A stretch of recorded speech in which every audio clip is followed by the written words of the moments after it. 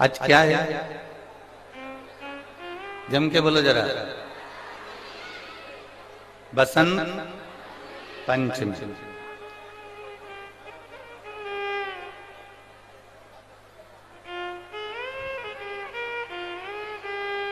आज माता सरस्वती जी की तो जन्म उत्सव तो हम मना ही रहे हैं, प्रागट्य उत्सव तो हम मना ही रहे हैं। पर पुलवामा में भी आज कई शहीद हो गए थे हमारे सैनिक।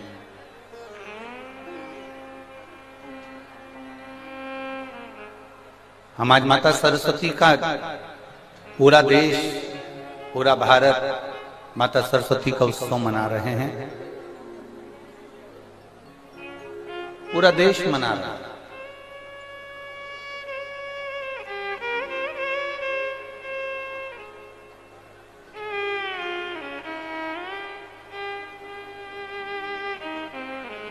और संपूर्ण देश, संपूर्ण विश्व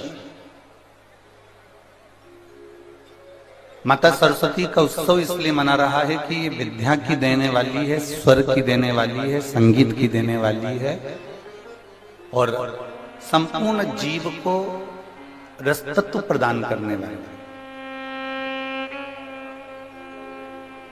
पर यदि कोई माता सरस्वती जी से पूछे कि उनको स्वर देने वाला कौन है,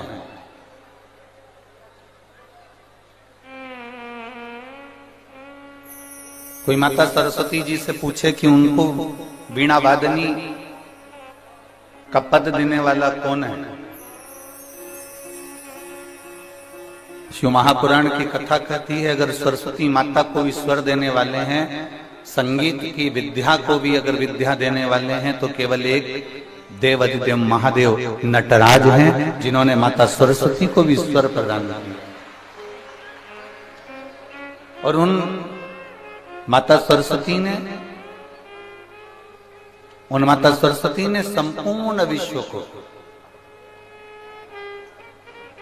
उन माता सरस्वती ने संपूर्ण जगत को, उन माता सरस्वती ने संपूर्ण विश्व में अपनी अविरल भक्ति को, अपने स्वर को, अपने संगीत को, जनमानस को प्रदान किया। संपूर्ण विश्व। मेरा संपूर्ण देशवासियों को बसंत पंचमी की बहुत बहुत बधाई देते हैं। आप सबके जीवन में माता सरस्वती कल्याण करे और आपके जीवन में आनंद की अनुभूति कराए।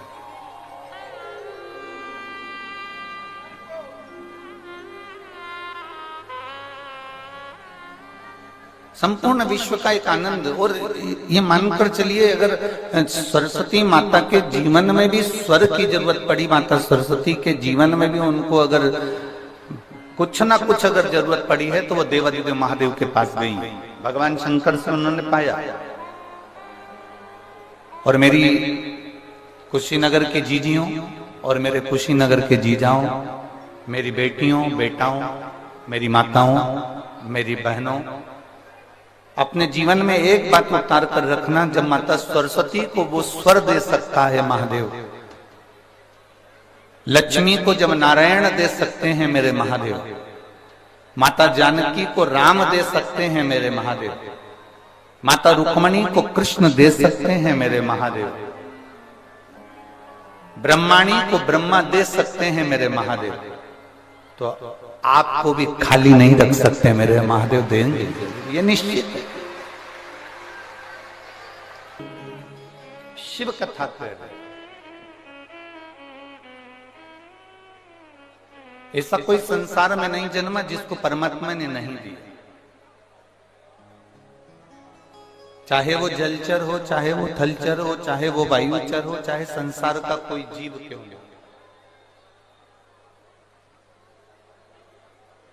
और मेरी बहनों, मेरी माताओं, मेरे भाई, मेरे जीजाओं, आपसे निवेदन इतना ही करूंगा। 7 दिन की ये बसंत पंचमी से शिव महापुराण की कथा कुशीनगर में प्रारंभ हुई।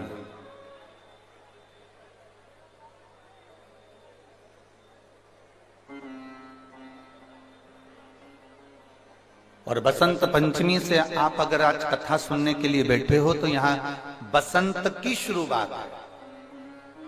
बसंत का मतलब मालूम है ना, कि सारी दुनिया को आज के दिन से परमात्मा ने खूब रंग में डुबो दिया है। आज के दिन से बसंत में, बसंत की शुरुआत हो रही है, तो हम आपसे भी कहेंगे, भोलेनाथ जी से इतना जरूर कहना 7 दिन की कथा में कि हमें जिंदगी में पहली बार कुशीनगर वालों को और संपूर्ण देशवासियों को बसंत पंचमी के शुरू में शिव महापुराण की कथा मिल रही है।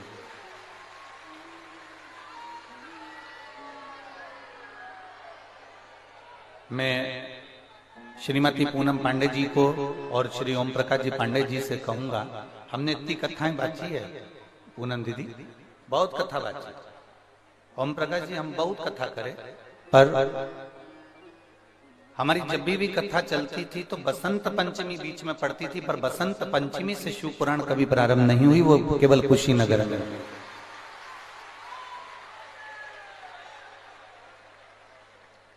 इतनी कथाओं का वाचन किया, पर बीच में कथाओं में बसंत पंचमी पड़ गई, पर बसंत पंचमी से कथा की शुरुआत नहीं। और हम कई बार आशीष जी को ये बात बोल चुके कि ऐसा स्कंद पुराण में लिखा हुआ है कि बसंत पंचमी से अगर कभी कोई पुराण का प्रारंभ होता है और जो उसको श्रवण करता है, तो जैसे बसंत में, बसंत के रंग में पूरी पृथ्वी डूबती है, वैसे ही शिव महापुराण की कथा को कोई दिल से बसंत पंचमी से सुन ले तो उसकी जिंदगी भी खुशी में डूब जाती है, खुशी में।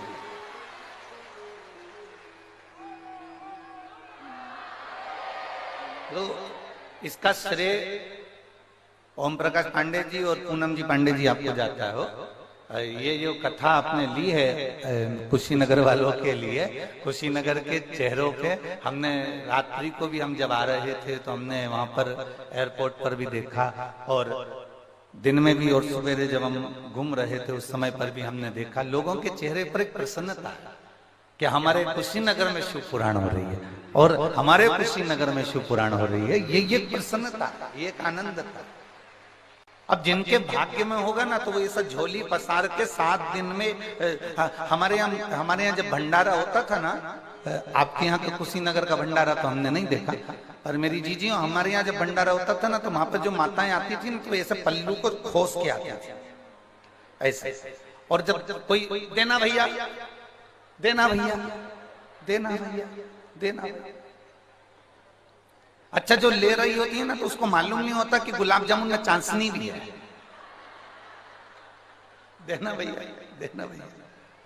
अब वो टंगी झोली और नीचे से चाशनी टपक रही, इतने में जो बांट रहा होता है ना भंडारा, वही कह देता है, अरे ओ काकी, वो नीचे देखते रहे, ओ मेरी इतने की साड़ी खराब हो गई, कोई बात नहीं। तो उसने कहा 4 गुलाब जामुन और दे। उसने कहा क्यों? जब गुलाब जामुन लेकर जाऊंगी तो अब इतनी में साड़ी बिगड़ी है तो और 4 और बिगड़ गई। अब ये आपके ऊपर निर्भर करता है कि आप कितनी शिव महापुराण को आप कितना ग्रहण कर सकते हैं, कितना ले सकते हैं, कितना अपने भीतर उतार सकते हैं, कितना उतार सकते हैं, ये आपके ऊपर निर्भर। आप कितना ग्रहण कर सकते हैं, आप कितना ले सकते हैं, अब ये आपके ऊपर निर्भर करता है कि आपको कितना ग्रहण करना है। और हमारे विश्वास से कहते हैं, आज तक जो हमने शिव महापुराण की कथा देखी है, करी है, सुनी है, उसके विश्वास पर कहते हैं, जो शिव महापुराण के पंडाल में बैठकर दिल से शिव कथा को सुन लेता है, मेरा भोले बाबा 3 महीने में उसकी झोली भर देता है। ये निश्चित,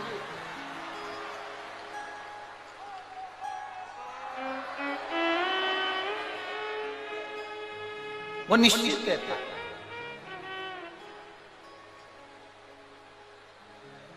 उसके देने में कमी नहीं रहती, उसके प्रदान करने में कमी नहीं रहती।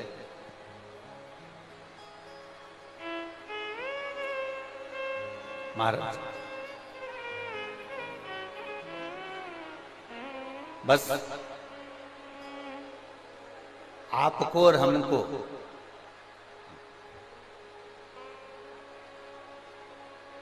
श्रद्धा, विश्वास और भक्ति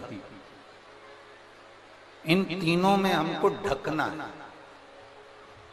इन तीनों में हमको ढक जाना, इन तीनों में हमको दब जाना,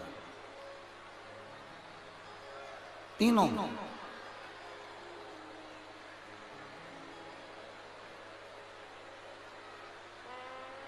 अब ये आपके ऊपर और हमारे ऊपर निर्भर करता है। ये तुम्हारा एक लोटा जो जल चढ़ाया है ना, ये वही बरस रहा है, ये वही चल रहा है।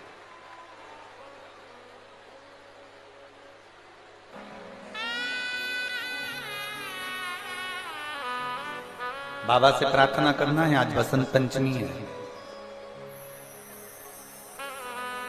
लोग कहते हैं बसंत पंचमी के दिन माता सरस्वती का प्रागट्य हुआ है।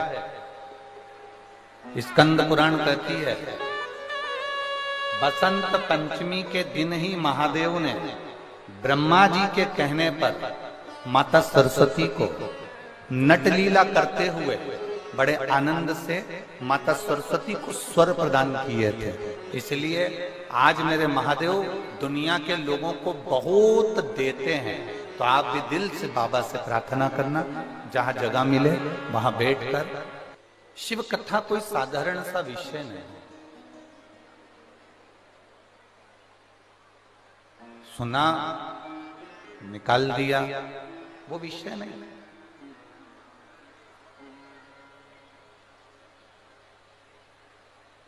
शिव महापुराण की कथा में जो महत्तम में देवराज का चरित्र आता है, बिंदुक का चरित्र आता है, ये कोई साधारण सा बिंदुक या देवराज नहीं है।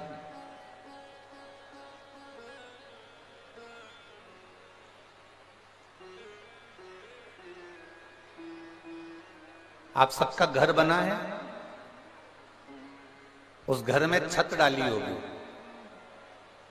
देखिए आप लोगों ने, जम के तो बोलो। या उसके कालम खड़े करे होंगे या बीम खड़े करे होंगे, तो उसमें अंदर छत के अंदर क्या डाला जाता है? कालम को खड़ा करा जाता है तो क्या डाला जाता है? लोहे की छड़े, लोहे का सरिया। किस किस ने देखा है? सबने देखा है ना। उसमें लोहे की छड़ डाली जाती है, लोहे का सरिया डाला जाता है, लोहा डाला जाता है, और उसको डालने के बाद में फिर उस कालम में ऐसा चारों तरफ उसमें लकड़ी ठोक दी जाती है।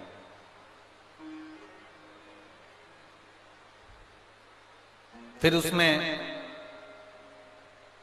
सीमेंट, गिट्टी, बालू, रेत, पानी सब मिलाकर उसका घोल डाल दिया जाता है। देखा है ना सभी लोगों ने। चाहे कालम हो चाहे छत हो, उसमें लोहा डला होता है, लोहे की राड डली होती है, लोहे की छड़ डली होती है, और उसमें फिर घोल सीमेंट का, बालू का, गिट्टी का, पत्थर का घोल उसके अंदर डाला है। अब मान लो वो छत डाली, वो कलम तैयार करा, वो छत डाली और छत में लोहा दिख रहा, लोहा दिख रहा है। अगर वो लोहा दिख रहा है तो छत सही डली है क्या? जम के बोलो जरा। नहीं डली। कालम में अगर लोहा दिख रहा है, लोहे की छड़ दिख रही है, लोहा दिख रहा है, तो वो छत सही डली है क्या? नहीं। वो कालम सही डला है क्या? नहीं। ठेकेदार को आप कहोगे, ए ठेकेदार जी, इसमें लोहा दिख रहा है,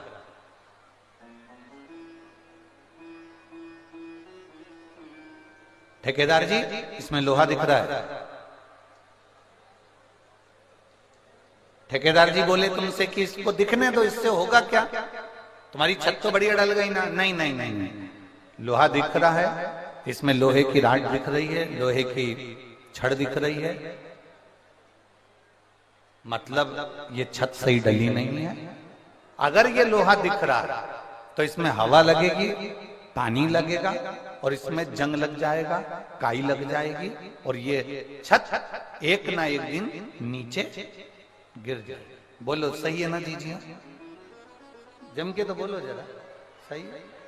अगर उस छत में लोहा दिख रहा है, उस कॉलम में अगर लोहा दिख रहा है, उस बिन में अगर लोहा दिख रहा है और वो दिख रहा है, तो एक ना एक दिन उसमें जंग लगेगी।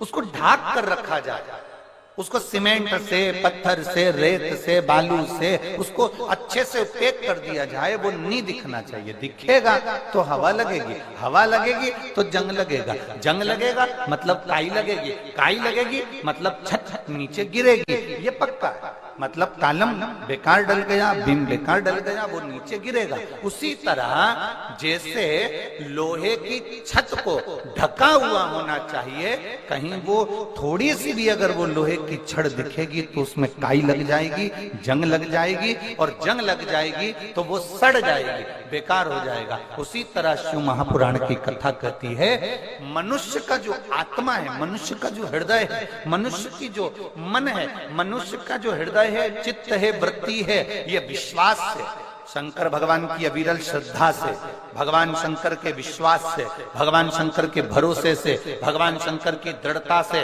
वो तुम्हारी चित्त, तुम्हारी वृत्ति, तुम्हारा मन ढका हुआ होगा तो एक बार परमात्मा मिलेगा जरूर। वो छत मजबूत की मजबूत ही बन जाएगी। एक विश्वास की परत अपनी चित्त में, अपनी बुद्धि में, अपने मन में बिठा ले। विश्वास, एक भरोसा, एक दृढ़ता।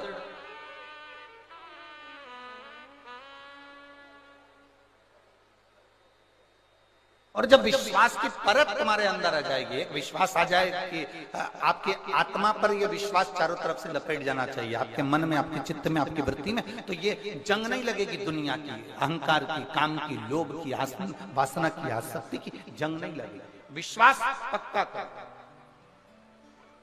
बोलबम का नारा है। एक भरोसा दृढ़ कर लो, एक विश्वास दृढ़ कर लो, मेरा बाबा है, वो मुझे डूबने नहीं देगा। मेरा बाबा है, वो मुझे अटकने नहीं देगा। क्या 5 रुपए की बेलपत्र या 5 रुपए की राई या सरसों क्या हमारे जीवन को सुख दे सकते? मेरी जीजियों, दुनिया के लोगों की दृष्टि में ये केवल बेलपत्र है, केवल बेलपत्र। पर जिसने दिल से अगर शिव पुराण सुनी होगी तो उसको मालूम होगा कि देवराज के प्राण बेलपत्र के पेड़ के नीचे छूट गए थे, तो वो चोर देवराज भी भगवान शंकर के कैलाश धाम चले गया था। केवल बेलपत्र के वृक्ष के नीचे प्राण छूट गए तो वो कैलाश धाम चले गए।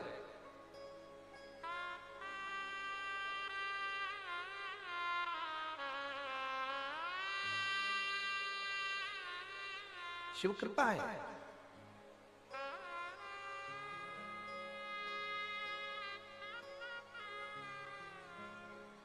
पूनम दीदी, हम एक बार व्यासपीठ से पहले कहे हैं कि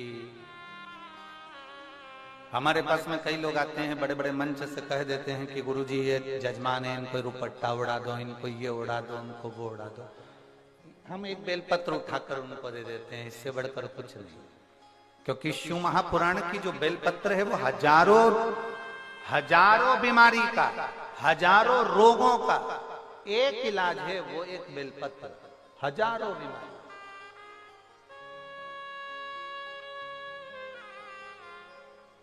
एक भरोसा उसके अंदर, एक विश्वास उसके अंदर, एक दृढ़ता उसके अंदर।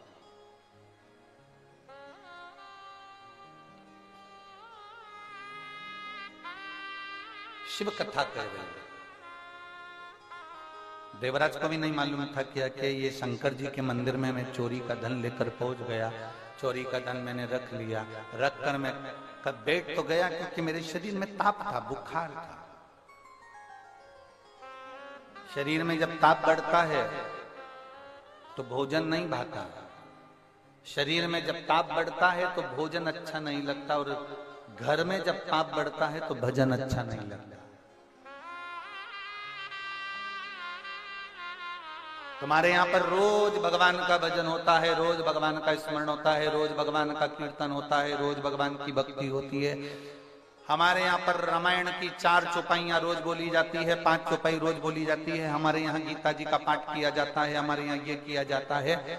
साल 2 साल 4 साल 8 साल 10 साल 15 साल बाद अगर तुम्हारे यहाँ वो पाठ बंद हो जाए, तुम्हारे यहाँ अगर वो चौपाइयां बंद हो जाए, तो समझ लेना कि मैंने जरूर हमारे घर में कोई पाप ऐसा बढ़ रहा है जिसके कारण बस भगवान का भजन, रामचरितमानस की 5 चौपाइयां, गीता जी का पाठ, भगवान की कथा हमारे यहाँ से समाप्त होती जा रही है। जब तुम्हारे यहाँ पुण्य प्रबल होता है, जब तुम्हें लगे कि आज हमारे यहाँ बहुत अच्छा कार्य हुआ, सत्यनारायण जी की कथा हुई, भजन हुआ, भंडारा हुआ, भोजन हुआ, ये हुआ वो हुआ, तो समझ लेना कि तुम्हारा पुण्य कुछ प्रबल हुआ। हम पूरे कुशीनगर वालों को कहेंगे, आज आप सभी के पूर्वजों का, कुशीनगर के एक एक जितने जीव हैं, इनके पूर्वजों का कोई पुण्य प्रबल हुआ होगा, इसलिए ये शिव पुराण की कथा कुशीनगर का पुण्य प्रबल हुआ तो ये कथा आप तक पहुंची है, पुण्य प्रबल हुआ तो ये कथा आपके नजदीक तक पहुंची, कुछ पुण्य होगा। और मेरी जीजियों, इतना पानी गिरने पर, इतना कीचड़ होने पर भी आप इतनी संख्या में यहां पर पहुंचे हो ना, आप जरूर मेरे देव अधिदेव महादेव के पूर्व में रिश्तेदार रहे होगे, इसलिए यहां तक पहुंचे। कुछ पुण्यता है आप। एक बहन ने पत्र में लिखा है, मेरी 2 लड़कियां हैं, बहुत बड़ी हो गई। उन लड़कियों का हाथ पकड़कर मोहल्ले के लोगों ने कह दिया, राखी किसको बांधोगी, क्या दुनिया वाला?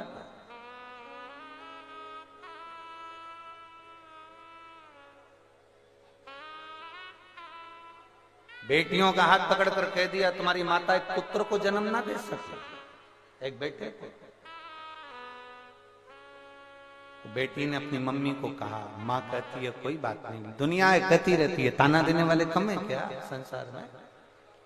माँ ने रोते हुए शिव जी को पुकारा, मैं आपकी कथा सुनती हूँ, मैंने आज छोड़ दी थी कि मुझे पुत्र चाहिए।